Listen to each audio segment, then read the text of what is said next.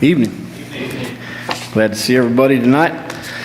You should have seen the look on Lance's face when he said 6 verses. He was like, they were short though. I'm just kidding. Had to give Lance a hard time. Turn to John chapter 4. Good to have everybody here tonight. Glad that you're out. I've been thinking about reading through the book of John and chapter 4. Some interesting things that are revealed to us. The most, I guess, famous passage is about the woman at the well, but we're not going to talk about her tonight. We're going to go on a little bit further. In verse 46, I want to read 46 through 54. Speaking of Jesus, so he came again to Cana in Galilee, where he had made the water to wine. And at Capernaum there was an official whose son was ill. When this man had heard that Jesus had come from Judea to Galilee, he went to him and asked him to come down and to heal his son, for he was at the point of death. So somebody's some kind of official capacity, and he's got a son that's in a bad way.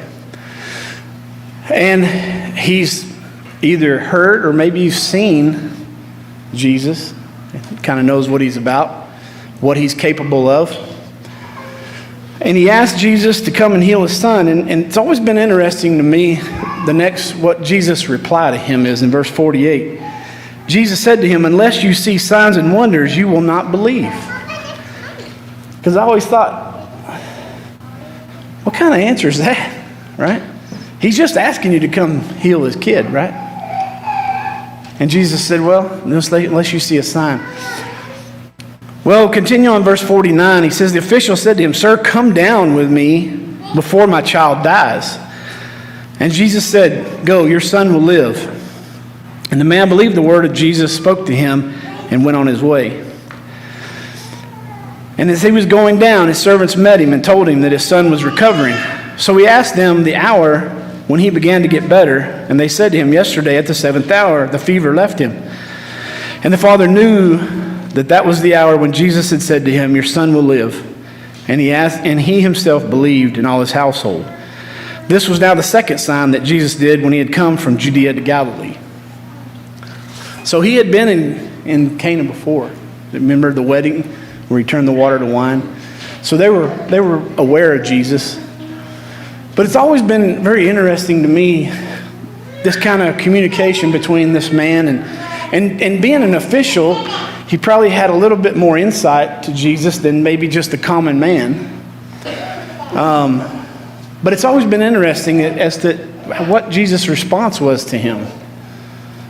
And I think it really does bear saying or looking into even more, is that sometimes I think his vision was more on the miracle than the miracle worker.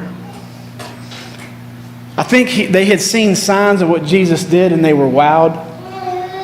And they saw this power. But yet they still had trouble believing, right? How many times have you sat in a class and somebody said, "Man, if I'd have been at the Red Sea, I never would have questioned anything ever again." Right?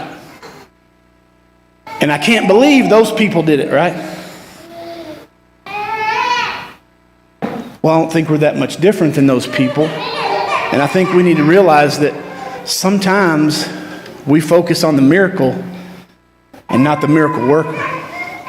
Sometimes we don't see Jesus as the one who heals. We just see this miracle that healed my son. And so he didn't believe in Jesus, he believed in the miracle. Sometimes I think we have to be very careful to get so wrapped up in all the things that we have in our lives that we don't see the miracle worker in our lives. We see all these things that we're doing, and it may be good things. We may be a lot of works that we're doing for God. But if we don't keep our eye on the miracle worker, if we don't keep our eye on Jesus, he's the one that brings the healing. He's the one that brings salvation. And that's one of the things that just the little thing that I thought about as I was reading through John was Jesus' interaction with people. And I've always found it interesting that, the ideas that he talked about, why don't, you're not going to believe unless you see a sign. And even if they saw another sign, they said, do another one. Well, isn't one enough?